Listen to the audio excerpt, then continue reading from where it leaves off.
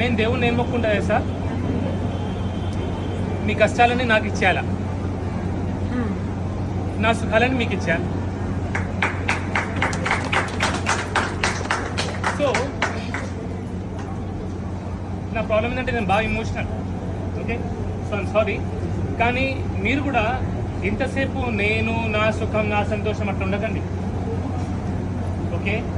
ఎంతసేపు అయితే మీరు మీ గురించి ఆలోచిస్తారో ఆ దేవుడు మనల్ని చూడడు.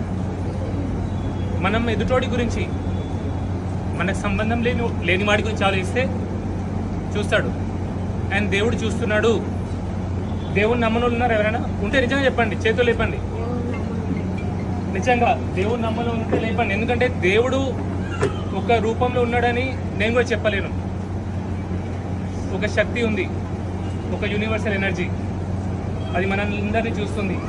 సో మీరు మాట్లాడేటప్పుడు మీ మాటలు, మీ చేతులు ఎట్లుండాలంటే ఆ శక్తి మనల్ని చూసేటప్పుడు మనం ఏం మాట్లాడతామో, ఎటువంటి పనులు చేస్తామో అట్లే చేయాలా.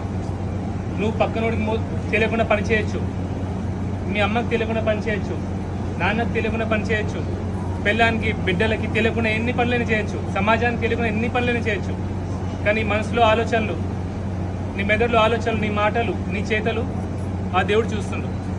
సో అబద్ధాలు మాట్లాడకండి, నిజాయితీగా బతకండి. తప్పులే కదా అందులో, తప్పులే కదా. మరీ ఎక్కువ స్వార్థం వద్దు. ఉన్నకాడికి మంచి పని చేసి కష్టపడి మీకు మీ పిల్లల కోసం బట్ట, ఇల్లు, కొంచెం సేవింగ్ చూసుకొని జాలీగా భూములు భూములు భూములు, పేరు, పైసలు ఏం పట్టుకెళ్ళేది లేదు. అర్థమవుతుందా?